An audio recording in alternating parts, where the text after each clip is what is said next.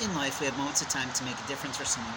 We have moments of time to tell someone we love them. We have moments of time to tell them multiple times, and we have moments of time to try and convince them that they are with the wrong person.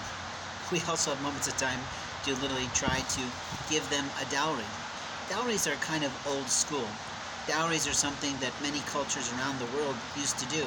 They would actually pack up a bag and put things together for that particular family to say, this is what we're offering to you for the hand of your daughter, and usually in marriage. In my case, I've sort of put together a dowry box. I put that box together over the course of many years, actually, of procuring things that the Lord said, I want you to buy this, and I want you to do that, and I want you to put this in, and I want you to give this to her, and I want you to tell her how much you love her, and I want you to express all these loving thoughts of what a couple should be like, and what a parentage should be like, and what you can offer as a man to that individual girl that you love so dear in your soul.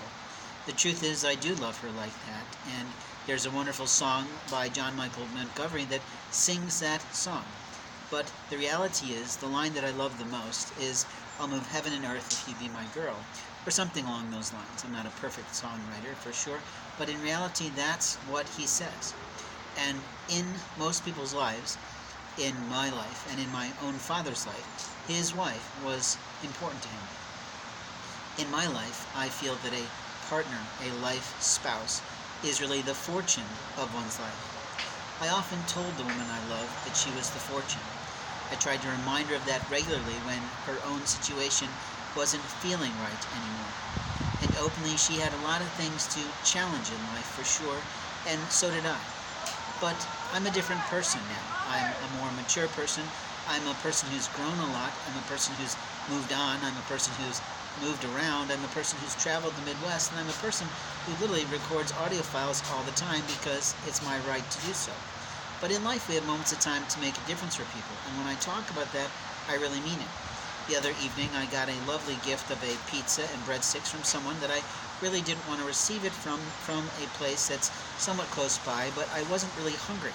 I'm also not great with food like that. My body doesn't quite handle it as well as it used to do when I was in my 20s, and I really just wanted to take a rain check on the offer.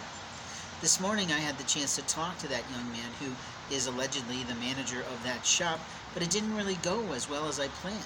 You see, the whole thing and premise last night was that he was doing something loving and kind and peace-oriented by providing me that meal. I gave him back something really modest and simple to say, thank you for seeing me. Thank you for acknowledging I exist. Thank you for doing something right in this world that can go so wrong. But the challenge is that when I tried to talk to him about his ideas and tried to ask him about what he thought and tried to give him encouragement to move himself a little further along life's path than he was at the present moment in time, he really got somewhat uppity. Now, men and women in their 20s often do that. They don't realize that people who've lived longer have a lot more life experience in general. That doesn't mean our life experiences are better or worse. It just literally means that we're seasoned. We've seen this before. We know what 20-year-olds are like versus what we are like in our 50s. And the truth is that a young person can be just as brilliant as an older person, but the difference is life experience. In my case, when I was literally living in Japan, I didn't have every single opportunity to study manufacturing terminology, yet when I went and lived in a manufacturing plant and was an interpreter, I had to absorb all kinds of language that was literally that skill. Now, I haven't utilized that skill in a long time. I probably don't remember half the language that I once had to learn to utilize to just try and help people to communicate with each other in cross-cultural communication across the linguistic barrier of Japanese to English, but that's okay. What I'm really talking about here in this audio cast is that when we have a moment in time to help an individual, we really should do so. We should really take the time to say, hey, who are you, and what is it that you're about, and how is it that you're trying to do this, and where are you trying to get to, and who can I introduce you to, and what can I do for you? That was kind of my point to him, that I literally said no to the receipt of that pizza multiple times, but he still sort of forced it in my hand and said, no, we're going to throw it away. You've got to take it. So in graciousness, I simply received it. And the Lord said the food was safe, and I checked it multiple times to be sure, and it was. But it had a little bit of flavoring from the Middle East, which isn't exactly aligned with my cellular health. But that's okay. But he was sort of insulted that I sort of let him know that he really did force it upon me, and I really did decline, but he wasn't willing to take that answer. Just like he wasn't really willing to listen to me this morning when I was trying to encourage him to go further with his skill sets so that he could produce a much higher level of lifestyle than he was in.